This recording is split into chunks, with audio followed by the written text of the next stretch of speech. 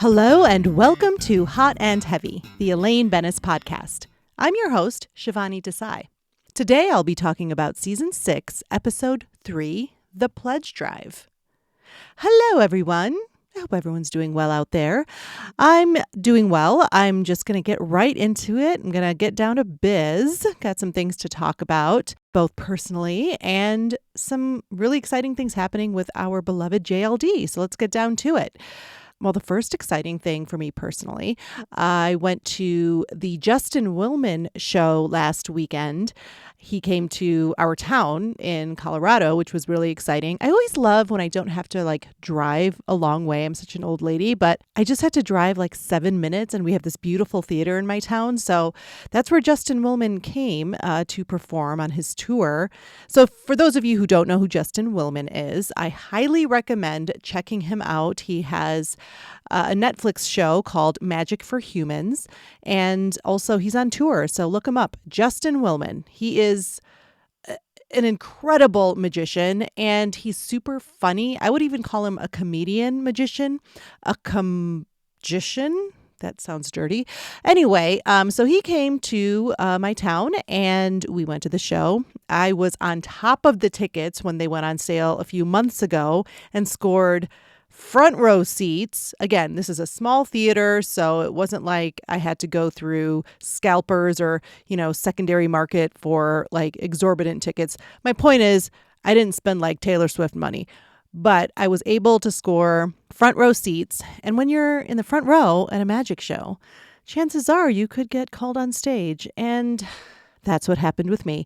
I had the great pleasure to participate in one of his tricks on stage, his very last, his finale to the show. I was able to be on stage and it was so amazing. I'm still riding high from it. I can't believe it. It all started when I asked him a question, and all of you out there, my dear listeners, will not be surprised that I made a Justin Willman Gilmore Girls connection because he, back early in his career, he had a little bit role on an episode of Gilmore Girls, which I had seen years ago. I recognized him after we started watching his show, Magic for Humans, a few years ago. I was doing my usual rewatch of Gilmore Girls, probably on my 6th rewatch of the show. And I was watching this episode and I was like, oh my God, that is a very young Justin Willman. So I remembered that. And then it just so happened that the day of the show, okay, so this is kind of weird, I realize, but I have to put on something in the background when I'm getting ready for the day. So while I'm in the shower, I have a show going on my phone. I know it's weird, but hey, I don't know why, it helps motivate me to get going for the day. So that particular day, it just happened to be the episode that Justin Willman literally has one word. He has a one-word dialogue in that episode. He's on screen for maybe 30 seconds, but that just happened to be on the same day I was going to his magic show. So during the question and answer session, I raised my hand, and since I was in the front row, he called on me, and I asked him how his experience was on Gilmore Girls. And I have to admit, he seemed a little taken. He was like, wow, that's a deep cut. Okay. So then he kind of explains to the audience, long time ago, I appeared on a show called Gilmore Girls. This was the beginning and end of my acting career. And I had one scene in which I had one line, and the line consisted of one word. And I was kind of smiling at him from the front row, and he took the mic. And we sort of had a telepathic moment. He knew I knew the line, so he gave me the mic and I delivered what he said in that episode, which was freshman. And the audience just erupted. It was such a cool moment. I don't think anyone's brought that up to him for a long time. So I think he was kind of flattered and a little amused that, that memory came up for him at that show. And then, so it started out that way. And then he needed a phone for his last trick of the night. And then since he'd just been talking to me, he's like, hey, do you mind if I borrow your phone? So I gave him my phone, and then he was like, I just come on stage. So It was incredible. Just I was like shaking. It was so fun. But anyway, I highly recommend Justin Willman if you want a good, clean, family fun entertainment. I mean, even if you don't have kids, it's not like it's like a kiddie show. It's like it's for the family, and he is so funny and witty and quick, and plus just an incredible magician. I mean, it is. If you enjoy that kind of stuff, I highly recommend Justin Willman. Okay, moving on. This weekend, I really racked up my March with some exciting events. I was trying to count. It's so many I've lost count now. I believe it's my 10th or 11th Depeche Mode show this weekend. I'm traveling to San Jose for the Depeche Mode concert, and I'm so excited. I've been listening to interviews. They're doing a lot of press, of course, leading up to their tour. The tour actually starts a couple of days before the show I'm going to, so I think I'm seeing the second show of the tour. And so yeah, I'm getting all geared up for it and listening to interviews. I'm just kind of getting into a Depeche mode. Okay, sorry about that. But I'm super excited. And what always happens as well, whenever I go to a Depeche Mode show, leading up, probably like 4 to 5 days leading up, I start having stress dreams. So I've already had my first Depeche Mode concert stress dream. It was very stressful. It lived up to the expectation of everything a stress dream is supposed to be. Trouble getting there. Where are my tickets? My seats are weird. I can't really see the stage. And then something's going wrong that I have to like leave the arena for something and I might miss the show. Like all that stuff happened Sunday night into Monday. And that was my dream. And I woke up and I was like, of course, right on time. So I'm very excited about that. For next week's episode, I will give you some details about the San Jose Depeche Mode show. I'm very excited. All right, let's move on to the JLD excitement. So I'm sure a lot of you know she received the National Medal of Arts Award at the White House this week, and it was just so adorable. She was awarded for being JLD pretty much, just being such a pioneer and influential person with her art and her comedy and everything she's done and all of her accomplishments. So it was very sweet. I was just listening to a couple interviews and I saw the moment where she got the medal. And I mean, like, no surprise, completely in support of this, and just so happy for Julia Louis-Dreyfus. So well deserved. And here's a little clip of an interview she gave about it. It was pretty, it was a little bit last minute. Yeah?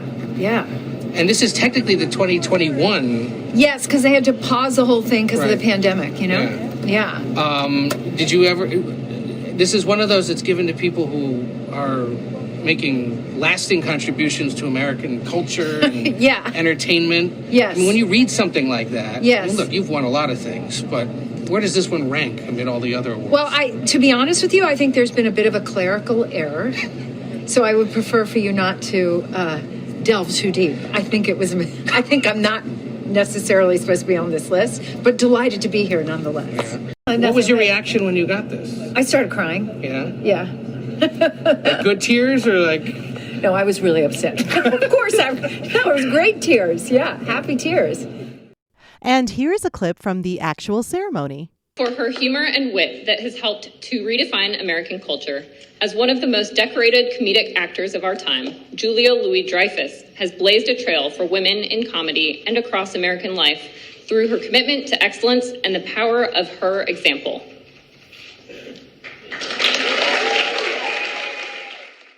I love it. So great. Another thing that happened this week, JLD released on her social media the trailer of a movie called You Hurt My Feelings. This is a movie by Nicole Holofcener, and it looks awesome. The preview, it looks so good. I don't know. I just feel like I'm going to be able to relate to a lot of it. Just kind of the dynamics of, when you've been married for a long time and what you tell your partner sometimes in order to keep the peace. That's what I gleaned from the trailer. I watched it like 3 times, but it looks really, really good. And definitely it looks funny, but certainly it looks like JLD is going to be able to really stretch those dramatic muscles as well, which I know she will do incredible at. I mean, she's such just a great general actress. She's so talented in every single facet of every genre. So I'm really excited for this movie. It comes out Memorial Day weekend. And again, it's called You Hurt My Feelings. All right, that was a long banter segment. I apologize. So let's move on and get into this episode. The synopsis for the pledge drive is as follows. Jerry agrees to be a spokesperson during a PBS pledge drive as a favor to his girlfriend, while Kramer volunteers to answer pledge phones. George fails to deliver Yankee star Danny Tartable to the pledge drive set because he thinks another motorist gave him the finger.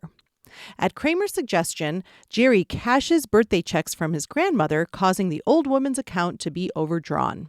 Elaine's friend Noreen is dating a high talker, and Elaine's inability to tell the difference between their voices leads to their breakup. Mr. Pitt eats a candy bar with a knife and fork, starting a craze throughout Manhattan. This episode was written by Tom Gamble and Max Pross. All right, we start out in Jerry's apartment. Elaine is in the middle of just a moment of disbelief. She says she can't believe that her friend Noreen was hitting on Jerry. Are you sure you're not just flattering yourself? And he's like, no, if I did want to flatter myself, I would choose someone a little less annoying than Noreen. She can't believe it. And Jerry's like, well, you can ask her. I will. Besides, she's got a boyfriend, Jerry, Dan. She reminds him, we went to his house. Oh, he says, the guy that talks with a really high voice. Kramer enters, looking for his Fortune magazine. He looks in Jerry's pile of mail and finds a greeting card from Hallmark. As Jerry's opening it, Kramer turns to Elaine and says, hello, my love. And she responds, hello, darling. Jerry opens the card and says, oh, isn't that cute? It's a thank you card from Kristen. So this is a woman who works for PBS, and Jerry met her when he agreed to do the pledge drive. Kramer asks about, oh, did you ask about me? And he's like, yes, you can actually be one of those people answering the phones. Well, this is so exciting to Kramer. All right. Now he gets a percentage, right, of every pledge he brings in? No, Jerry says, it's volunteer work. Okay, but what about a tote bag? Yeah, he gets a tote bag and a foam beer can holder. And then Kramer does this pretends he's driving what looks like a bus steering wheel, then honk. Then he exits. Elaine picks up the phone and says, I'm calling Noreen. Are you sure you don't mind, Jerry? He's like she's really going to admit she was flirting with me. And Elaine kind of signals, oh, just wait, I can get it out of her. So the call gets answered, and Elaine launches into how she was talking to Jerry. Jerry Seinfeld? Oh, I like Jerry a lot. You mean like? What are you talking about? Noreen, were you hitting on him? Well, turns out it's not Noreen. It's the boyfriend, Dan. Ooh, of course, he's now pretty concerned. Noreen was hitting on Jerry Seinfeld? Elaine, of course, is like, I'll call you back later, and hangs up. Jerry's waiting. Was I right? She likes me, right? We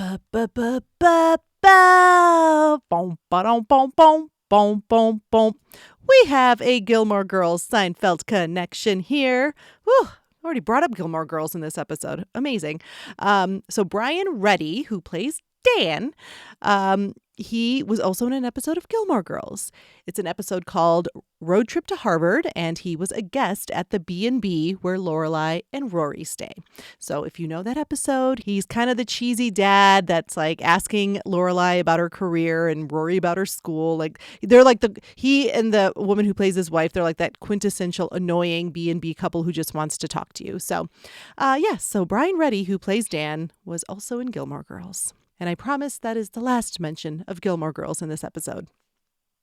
All right, so my take on this scene, it's a great opening scene. We get so much information out. Elaine's plot is pretty much completely revealed since we see her problematic phone call in this first scene. I love that little moment between Kramer and Elaine, the hello, my love, hello, darling.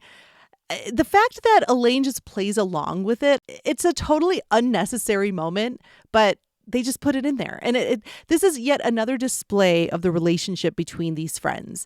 I know I've said this before, but they don't like to be affectionate on this show. It's that whole no hugging, no learning thing that Larry and Jerry were very, adamant about.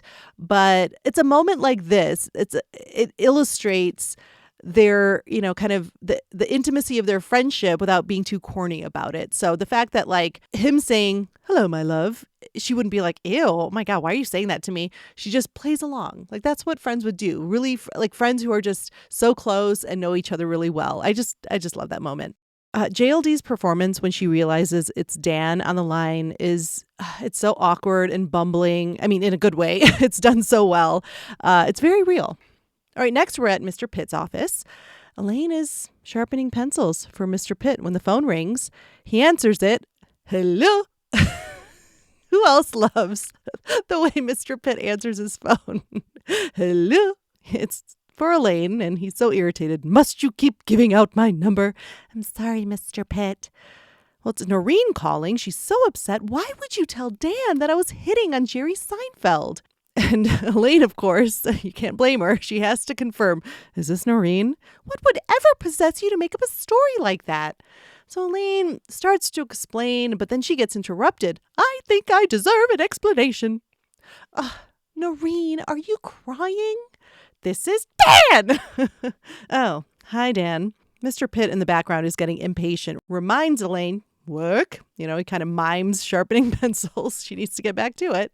So Elaine just says into the phone, "Tell Noreen I'll call her back later," and hangs up.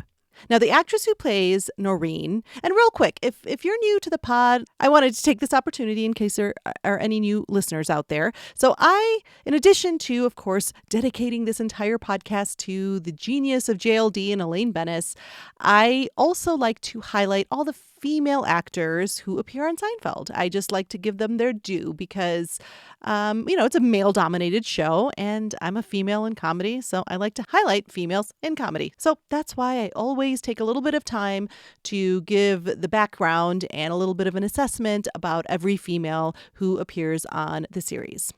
So in this case, Kelly Cofield plays Noreen. Now, I best know her from In Living Color. She was brilliant in that show. She's a very funny actress. She's also appeared in Field of Dreams, another favorite of mine, one of my top 5 movies. And she also appeared in Jerry Maguire and tons of things, but I'm just mentioning a few. I really like her in general, and I also love her as Noreen. Now, she will come back as well. She does do another episode. Yeah, this is just a really fun character, and I really like Kelly Cofield's portrayal of it a lot. I think she does a great job. All right, back to the scene. After Elaine gets off the phone, Mr. Pitt asks who was crying. Elaine's like, "No one. I'm so sorry." She apologizes for the interruption. It won't happen again. Well, Mr. Pitt's not off of this. Well, I'm sure it won't happen again, but someone was crying and I want to know who it was. So Elaine starts explaining this whole kind of debacle, but she gets very distracted by Mr. Pitt eating his Snickers bar. It's on a plate, and he's cutting it up with a knife and fork. And it's just, she can't sort of find the words for this explanation as to Noreen crying, because she just keeps pausing, looking at him. And like the way he's cutting it too, it just keeps getting louder and louder. It's just baffling Elaine. So my take on this scene, I have to say, this rewatch for the podcast is making me realize how much I love the Mr. Pitt and Elaine scenes and their relationship. I mean, I knew I liked them before, but now through the vision of being a podcaster, I value so much these actors and their chemistry. It is fantastic, and just right off the bat too. Sometimes when a new character is introduced to a show, it depends. It's kind of a risk, right? Is the audience going to really respond to this person? Are they going to kind of accept them as a regular on the show? So it's a little bit of a risk to do, to introduce a character like Mr. Pitt, especially when he has such a close relationship with one of the principal characters. But yeah, everything about Ian Abercrombie and his chemistry with JLD, it just works. In fact, when I was watching this, I was like, I can't believe this is only the 3rd episode he appears in. Actually, it's not. It's the 2nd episode he appears in. He's mentioned in the last episode, but he doesn't appear. And he already feels like such a kind of established person on the show. And that's just a testament to, again, the actors, their talent, and their chemistry. So in this scene, we see Elaine sharpening pencils for Mr. Pitt. Now, I'm assuming these are just backups in case he breaks or loses his Rolomec 1000 mechanical pencil. The menial tasks are really piling up for Elaine. And I was just thinking how fun this must have been as a writer, thinking of these petty, shitty tasks that Elaine would have to do for Mr. Pitt, like as his assistant. What a fun kind of thing. It's like, oh, okay, we have to write something for Elaine to be doing. And I mean, like in the future, we're going to have things like taking salt off of pretzel rods. I mean, how fun is that to write? And with each scene with Mr. Pitt and Elaine, we see their relationship evolving.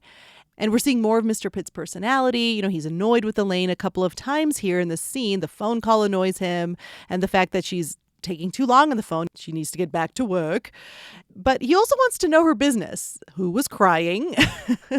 And he's like genuinely interested. So I feel like this is a very like fatherly relationship, which is very fun to see since we don't see Elaine's father again after that first episode he was in, I think in season 2. And, we know that Elaine and her father don't have the best relationship. And I'm probably getting way too deep here. But with all of the choices of how this relationship could have been between Elaine and Mr. Pitt, I'm just glad that they chose this type of relationship. It's still very boss and assistant, but it's got this fatherly hint to it as well, which I really appreciate. It could have been anything. Like I was thinking, like what other kind of relationships could they have had? Like he could have just been kind of creepy with her or way too standoffish or something. But this relationship that they're establishing, I think it fits so well for both characters' personalities. And lastly about this scene, there's just such fun physicality from JLD when she notices how he's eating that Snickers bar.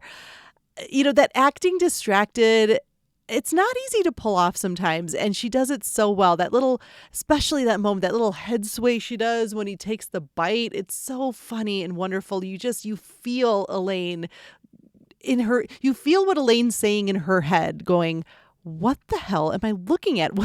This is so bizarre. Just when I thought Mr. Pitt couldn't get any more quirky, there's this now. All right, next we're in Jerry's apartment. Jerry is reading the script for his PBS Pledge Drive segment. Kristen is there. So it's his girlfriend. I never really thought that was clear, but they mentioned it in the notes about nothing. Like it's not so overtly said, but Kristen is considered Jerry's girlfriend, and she thanks him. She's so grateful he's doing this. Oh, I know you are. She asks about the card she sent, and he says he got it. She asks where it is. And when she throws out the cap of her water bottle, she spots it in the trash and is very offended. This is the card I got you. You threw it away. And that she put a lot of thought into the card. He's like, well, I mean, you signed your name and addressed the envelope. It's not like you painted the picture and wrote the poem. Well, that didn't help Jerry. She gets her coat to leave, and he's like, well, how long was I supposed to keep it? And she tells him, you have no sentimentality. Well, he defends himself by showing her cards that he has saved from his grandmother. And that doesn't help either. Oh, so you save her cards, but not mine. But I saved something, he says. See, I can save. Now, the actress who plays Kristen is Rebecca Staub. She has appeared in dozens of shows and films, and it seems in the last decade she's starred in numerous Hallmark movies. It seems like she's, pretty much she's got a hold on those types of movies, all those Christmas ones. She's also a former Miss Nebraska. I think she's good. There's not much to Kristen, but I think Rebecca Staub does a perfectly good job as Kristen. Back to the scene, Kramer enters and sees the cards that Jerry's holding. He opens one and a check falls out. It turns out there are checks for $10 in all of the cards, and that's why Jerry saves them. He's not that sentimental after all. And Kramer convinces Jerry he needs to cash these checks. Otherwise, he's insulting his grandmother. All right, I'll cash the checks, Jerry says. All right, next we are at Monk's. Jerry and George are at a booth. George is looking at the check, and Jerry is explaining to George about the whole card thing and, how long was he supposed to keep it, he asks. George says very confidently a minimum of 2 days, and that he's making that up. Jerry's like, look, if I had a mantle, it's a different story. And George believes if he had a mantle growing up, it would have changed his whole personality. Which, continuity catch, he did have a mantle growing up because of the statue. That's where it was when he broke it when he was a kid. And no, I don't have incredible recall, but that was mentioned in the notes about nothing. So to make it up to her, Jerry asks George if he could bring a Yankee to come to the pledge drive during his segment because they will be running the Ken Burns baseball special. George loves this. Jerry asking him for a favor. He's like, all right. Oh, pat on the cheek. I'll run it by a few people. Elaine enters. She's so stressed. She should have never made that phone call. Jerry asks, well, did you ever talk to Noreen? She's like, yeah, she's very upset. Well, was I right about the flirting? Elaine's like, I never asked. She was yelling at me. George interrupts. Who was flirting with you? Jerry reminds him, that woman that we ran into at the bookstore. George is like, and she wasn't flirting with you. And Jerry says, come on. She asked me where the humor section was. Humor? Come on. Elaine leans in and says, Jerry, her brother just had a book of political cartoons published. He says, fine, so she wasn't hitting on me, so what? Oh, yeah, that's funny, Elaine says. But then Elaine remembers something weird. She tells them how Mr. Pitt eats his Snickers bars with a knife and fork. And Jerry's like, why? And George is like, come on, that's how these society types avoid getting chocolate on their fingers. Oh, like What do you think? I'd eat all my meals with you. George calls a waitress over and, calls her sweetheart. You know how much I love that. I don't. He points out that he thinks he was overcharged for something, that there was an error on the bill. She points to the bill and explains the charge, and he's like, oh, okay, I got it.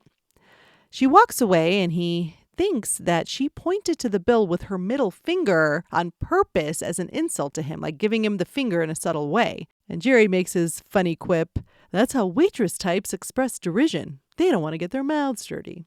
So my take on this scene, this scene has one of my favorite moments of the series. I love Elaine calling Jerry out on how he's so wrong about Noreen flirting with him. I love the delivery and that look on her face, but also how all three of them are very clearly breaking at the tail end of that exchange. You see Jerry's laughing for real. You see Jason Alexander giggling from behind. And yeah, that's also a big part of why I like that moment. Okay, and then this is random. I also want to point out how JLD says the word weird. It's, weird. She's like, you want to hear something weird? Watch it. See what you think. All right, now we are at Yankee Stadium. George is in a meeting and has just presented the room with the PBS fundraiser idea. His boss isn't really crazy about it. He doesn't want to waste the players' time with that. Besides, they do so much promotion for Channel 11. George is so irritated. Well, forgive me for trying to class up this place, to try and reach another strata of society that might not watch Channel 11. And then George starts eating his Snickers the Mr. Pitt way, and his boss is like, what the hell are you doing? I am eating my dessert. How do you eat it? With your hands. So condescending. Well, this kind of changes everything for his boss. Maybe George has something here with PBS. All right, next we are at the ATM and Nana's house. Jerry and Kramer are at the ATM getting the cash from Nana's birthday checks, $60 worth. And then we see Nana at her place answering a phone call. It's her bank calling to let her know that her account was overdrawn. And she hasn't used that account in months. Oh, dear. She tells the man that she will be down there first thing in the morning.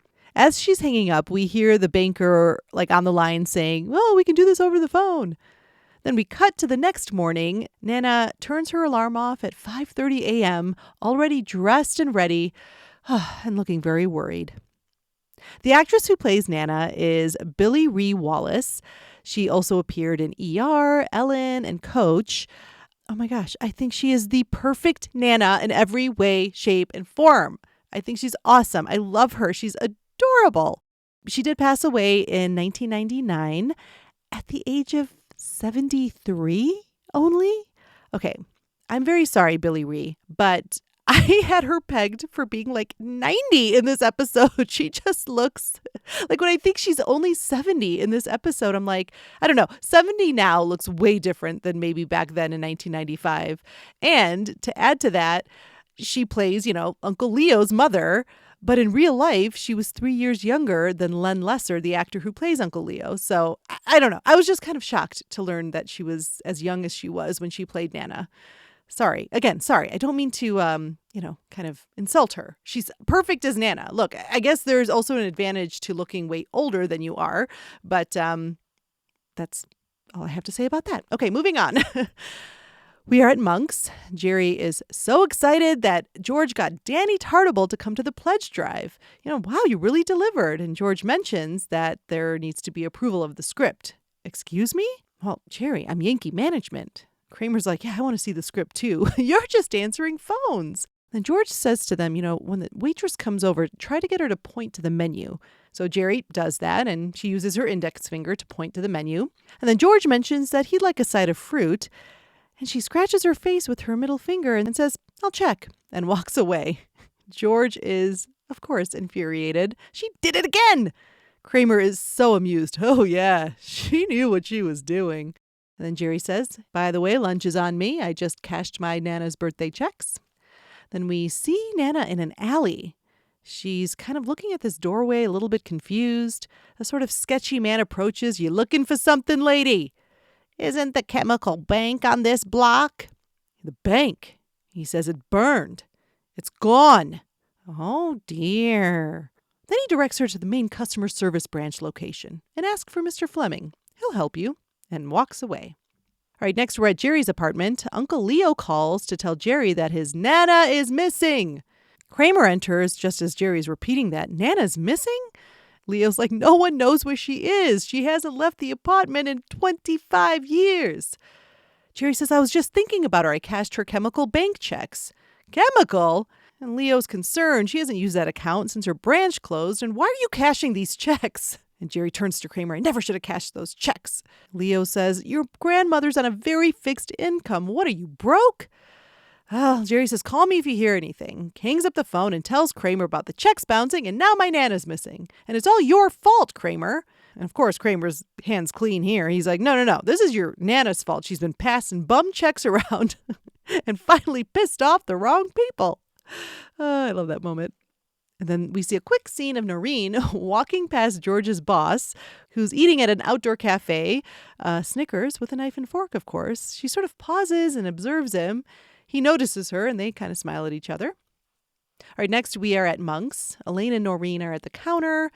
Noreen is telling Elaine how that phone call has caused a lot of problems between her and Dan. Elaine feels awful and apologizes, but says, well, you can see why I'd make a mistake like that. No, why? Well, because he's a high talker. Now, Noreen mistakes that for meaning he speaks loudly. No, Elaine corrects her. Not a loud talker, a high talker. Noreen is surprised by this. Elaine's like, you don't think his voice sounds a lot like yours? I've never noticed that. Elaine's like, it's no big deal. It's just that he can sound like a woman. Great. I'm dating a man who sounds like a woman. Well, Elaine notices how that made Noreen feel, so she tries to make her feel better by naming things that are masculine about him. He looks like a man. He's bald. I know he belches a lot. Noreen's like, I guess. And then she shifts to talking about Jerry's interpretation of her actions. So he thought I was flirting, huh? He's sort of a baritone. She's like smiling. She seems kind of pleased by this. But while she's saying that, she also starts cutting up a cookie with a knife and fork. Elaine is shocked. What are you doing? I'm eating this cookie. No, but why are you using a knife and fork? Did you just think of that? Noreen says, no, I've seen people do it. I like it. All right, my take on this scene. I love a scene between two strong female comedy masters, and this scene is no exception. My favorite thing is when scenes are just so well written and so well performed that they present very grounded, but also hilarious. Like this conversation between the two of them could have happened in real life, but yet it's super, super funny. Elaine just can't help but keep putting her foot in her mouth. Of course, telling a friend that her boyfriend sounds like a woman isn't going to be received well, Elaine. And the examples to convince Noreen of his manly qualities, it's so funny. And there's that little moment after Noreen says, well, that's something. Elaine just sort of like shrugs and then turns to get a napkin. It's like, well, that's all the effort I'm putting into this. Like Elaine's like, I tried, whatever. I told her, he looks like a man, he's bald, and he belches. So whatever, that's all she's getting out of me. I do like that line about Jerry being a baritone. I mean, already Noreen is considering like voice pitch in a man, 30 seconds after Dan's high talker voice was pointed out. Like, I just love that now this is a consideration like immediately. And I also love the way she starts cutting up that cookie and the way she says, I like it. That blank look Elaine gives her at the end also is just really funny to me. It's not like, she's not like giving a total like big expression. Again, it's like just more subtle face acting, but it's more just like staring at her like, huh? All right, next we're in George's car. He's driving Danny Tartable to the pledge drive, and George assures him that it won't take long. He made sure of that and perused the script and met with his approval. George then swerves to miss a car that cuts him off, and that guy gave him the finger, apparently. Danny kind of doubts this. Are you sure? Oh, George is sure, and he speeds up and starts following him. All right, next we're at the bank, and that banker is telling Nana the checks were made out to a Jerry Seinfeld, and they bounced. Oh, dear. That's my grandson. May I call him now to explain? I do a shitty Nana. I'm sorry. I'm going to stop that. So the banker says, sure, and he hands over the phone. Next, we're at Jerry's apartment. Elaine is telling Jerry about Dan harassing her, leaving these annoying messages on her machine. The phone rings, and Jerry asks if she would get it. She does, and Nana is on the other end and asks to speak to Jerry. Elaine mistakes her for Dan. Oh, it's you. We were just talking about you. Elaine tells her off, tells her no one wants to talk to her, and why don't you just drop dead, and slams the phone down. Elaine is quite proud of herself. Kramer enters and asks about Nana. Jerry tells Elaine, yeah, my Nana's missing. Missing? And then she thinks for a second, what does Nana sound like? Like a grandmother. Why? And she looks over to the phone. Oh, you hung up on my Nana? I don't know. Maybe. You told Nana to drop dead. It's possible. Yes, it is. And Kramer's like, okay. Look, we have to get down to PBS PDQ. Which I think means, now correct me if I'm wrong, listeners, PDQ means pretty damn quick. All right, my take on the scene. This is such a delicious JLD scene. What a fun range of emotions for Elaine here. First, annoyance, just about Dan and the whole situation. Then on the phone telling, quote unquote, Dan off. And then that badassness she feels after hanging up. And then we go to confusion about who she spoke to. And then the horror about what she said to Nana, telling her to drop dead. That moment of her contemplating her possible mistake is always fun. That sort of, well, she's kind of like rubbing her face a little bit. Such a fun scene for JLD to play all these different emotions. All right, next we're in George's car again. He is still pursuing the guy who gave him the finger and yelling, no one gives us the finger. We're Yankees. Danny asks if he wants the last donut, and George says he can have it. And he looks over to see Danny Tartable eating the donut with a knife and fork, and he smirks. Like, yeah, that's the right way to eat it. All right, next we're at PBS. Jerry's in his dressing room, and Kramer is bugging him about the stupid tote bags. I don't know where they are. Kristen enters and brings with her Uncle Leo. Hello. He tells Jerry that they found Nana. She's had quite a day, but she'll be watching him on the TV. Kristen asks Jerry where Danny Tartable is. They're both on in 5 minutes. And Jerry's like, yeah, he should be here any minute. And then she exits. There's a knock at the door, and we hear a voice say, Jerry, open up. We need to talk. Kramer's like, who is that? And Jerry's like, that sounds like that friend of Elaine's who was hitting on me at the bookstore. So Noreen. So Kramer's like, you know what? I'll go take care of it. So he opens the door to find Dan there. So, Kramer, based on what Jerry says, thinks this is the friend who was hitting on Jerry. So he tries to sympathize with him and his feelings for Jerry, naming all the queer programming on PBS. Dan, of course, is super confused. Kristen approaches him and asks if he's Danny Tartable, and he's like, no, I'm not. All right, next we're at a gas station. George approaches the guy that he's been following and tells him that you cut me off and gave me the finger about an hour ago right outside Manhattan. The guy looks over and recognizes Danny Tartable and is starstruck. Oh, he'd love to shake his hand, but he can't. He holds up his hand, which is in a cast, shaped like he's giving the finger. All right, next we're at PBS. We see Jerry at the pledge drive reading his cue cards to the camera, and we see Kramer at the back at his phone.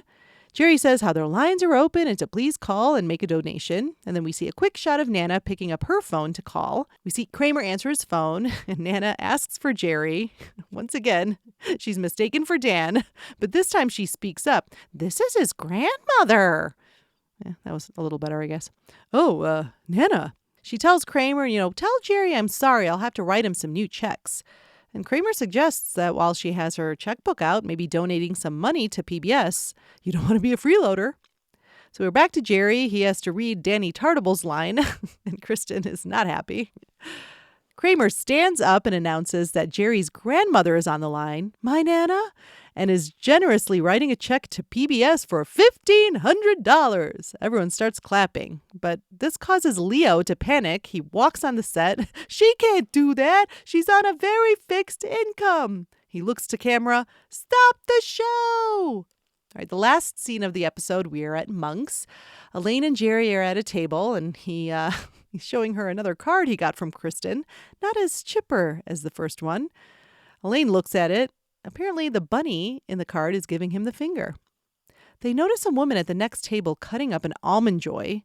Jerry says he also saw a guy eating M&Ms with a spoon. They look around and they see this behavior everywhere in the restaurant. And Elaine's had enough. She stands up and says, "What is wrong with all you people? Have you all gone mad?" My take on this scene, it's a small thing, but I like when they use little pet names. Like when Elaine says about the card, "You should show this to Georgie." I just think it's cute. I like that Elaine gets the last line here. The utensils and candy, it's just gone too far. So I like that she gets the last sort of outburst of the episode. Also, I wish they would have showed someone eating M&Ms with a spoon instead of just have Jerry say it. Like, how funny is that visual? I think that could have been so funny and super easy. Like, just have someone in the restaurant doing that. All right, I'm going to take a quick break, and I will see you on the other side. Hello? I'm Dan, president of This Is Dan. What is This Is Dan? I'm glad you asked. This Is Dan is a clothing line for the everyman. Someone who doesn't need a lot of flash, but doesn't want to look sloppy either. Choose from a selection of nondescript plaid shirts and sweater vests designed with the drabbest colors so you can blend in. If you're anything like me, you want your fashion to be as forgettable as possible. New for spring 2023, This Is Dan is very excited to offer a line of uncomplicated windbreakers. They may remind you of a famous brand from the 80s, but don't worry. At This Is Dan, you don't have to be a member. One of the benefits of all of This Is Dan pieces is that they come from the same color palette, so you can mix and match every piece without any worry of clashing. Every combination is as boring as you want it to be. Visit our website, noreenisahore.dan. That's noreenisahore.dan. And start your This Is Dan wardrobe today. For a limited time, with every purchase, you will receive a dartboard with Jerry Seinfeld's face on it. This is Dan, not Danny Tartable. And we're back. There were some deleted scenes for this episode. The first one is with Elaine and Mr. Pitt in his office. She's sharpening a pencil and she holds it up to Mr. Pitt and he sort of nods in approval at the sharpness of it. He then takes a sip of his coffee and he asks, "Is this French roast?" And she says, "Oui." "Freshly ground?" She says, "I just ground it myself." "Finely grounded?" "Extra fine." He says, "I knew it. It should be coarse." The next deleted scene, it's at Monk's. It's the same scene where she tells them about Mr. Pitt eating the Snickers bars with a knife and fork. But before she says that, there was this little section. So it comes in between the, "Oh yeah, that's funny." She was supposed to go on to say how because of, his mistake, now she might be busting up Noreen's relationship and that this high talker thinks she's really interested in Jerry. And George asks what a high talker means. And he also thinks, loud talker. But no, a high-pitched talker, Jerry says. So George imitates what he thinks that means. Like, "You mean like this?" And they're like, "Yes, exactly." So the deleted part is George actually imitating a high talker. And the last deleted scene is right as they're leaving for PBS, Kramer and Jerry. Kramer spots a card he got for Jerry in the trash and gets very upset. Apparently, he had gotten Jerry this card because his Nana was missing, and he gets very emotional about it. It's kind of cute. And Jerry just goes, I need a shredder. And then in the notes about nothing, I couldn't believe it. There was a reference to something that I mentioned a few times in the last episode, the big salad episode. So in the scene in Monk's with Jerry and George, before Elaine gets there, some cut dialogue involved Jerry asking George about Julie, his girlfriend from the big salad episode. And Jerry was to say, what sparked that romance? I've never seen such a mismatch. And George's only reply is, I don't know if you noticed, she was also about 4 inches taller than me. And this is one of the few times George's unlikely success with women is scrutinized. I got really excited when I saw that first line that Jerry said, like, how did you even get her? Because I think it was so out of the blue, like George being with that type of a woman. But George's reply left me, of course, wanting more, just also pointing out, like, not only was it such a mismatch, probably intellectually, but also the fact that she was 4 inches taller than him. But I got kind of excited. It was like maybe George would reveal whatever lie he said to get her interested in him. But no, we don't really get that. Okay, now it's time to open Greg's Sack Lunch. Greg is our most dedicated contributor to this podcast, and he has this segment, Sack Lunch. So let's see what he packed away in his sack today. First is Greg's favorite scene and Elaine moments. He says, this is an episode filled with Elaine face acting her ass off. I don't know why that just made me laugh. Better than ass acting her face off, I suppose. Ass acting. Huh. I bet JLD would be good at that too. Okay, sorry. Back to the sack lunch. All right. Greg says, most of her moments are tied into mistaking Dan for Noreen on the phone and the comedy that comes with that fact that she keeps getting them confused. My favorite scene is when Elaine is sharpening pencils for Mr. Pitt and then gets the call from Noreen. And after she hangs up after another Dan run-in, Mr. Pitt wants to know the gossip about who was crying. I love how he eats the Snickers bar and she's trying to continue explaining and gets sidetracked. Yes, that's just such a fun scene. I love that he wants to know the gossip too, and I love how distracted she gets. Greg goes on to say, I also love the moment where George says at the diner that Noreen wasn't flirting with Jerry, and Elaine says she had asked about the humor section because her brother wrote a book. I love how George and Elaine mock him with laughter. Those two teaming up, even if in one brief moment, is what I live for on this show. Absolutely. I think I put in my final notes, but yes, I love that moment. Elaine and George teaming up is fantastic in itself, but when it's against Jerry, it just makes it that much sweeter. Greg goes on to say, I also love when Elaine is trying to backpedal with Noreen, saying how Dan looks like a man. He's bald. That's a guy thing. And he belches a lot. Are these really selling points? I like how Kelly Caulfield plays Noreen here. I only know her from In Living Color. Same. But I like how she seems like a close friend of Elaine's, and I wish they would have had her in for more episodes than they did. Agreed. They sort of tease it too, and I'll get to that fact when we're in the episode where she's late, Kramer starts dating her and everything. Yeah, I feel like she could have come back a little bit more. Her and Tina, Siobhan Fallon. I mean, those two. I think we could have really had some great, just like callbacks, like a Janice and Friends thing. Like, just have them come back every now and then. We could really use some more female talent. Next, Greg says, of all of the bits happening in this episode concurrently, my favorite is the waitress giving George the finger. He's deserving of it, even just for calling her sweetheart. Ugh, yeah. I mean, I've gone on that tangent already on this podcast, but I cannot stand. Just a tip out there for you fellas. Like, please don't call service people who happen to be female sweetheart, darling, hun. Like, ugh, don't do it. Just don't do it. All right, what else is in this sack? Oh, looks like he packed a scene swap idea. So Greg says there are a lot of pieces to this episode and a lot going on at the same time with all four, and it feels a little all over the place for me. There must be 30 scenes in this episode. Oh, I can look that up, Greg. There are actually 18 scenes in this episode. Yeah, it's a dense episode for sure. Greg says, that said, I'd have cut some of the Nana stuff out. Seeing her call the bank, then getting lost trying to find the bank, none of that was funny. I'd have had Elaine more involved with the PBS auction in some way. The Nana stuff only pays off when Elaine, thinking it's Dan yet again, tells Nana to drop dead. Interesting. Maybe it's just because I find Billy Ree, who plays Nana, so adorable. That I don't mind those scenes. Like, I sort of like the misdirection of her being that alleyway and the guy being, nice, even though he seems a little bit scary at first. I kind of like that. Yeah, I don't know. I didn't mind all the Nana, I have to say. I kind of disagree there. But I also see what you're saying. I of course, I wouldn't complain about Elaine having some more involvement with PBS. I mean, we know that Elaine does, volunteer work for other charitable foundations. So there could have been a connection there, I think. All right. Lastly, in the sack, I see that there's some extra thoughts.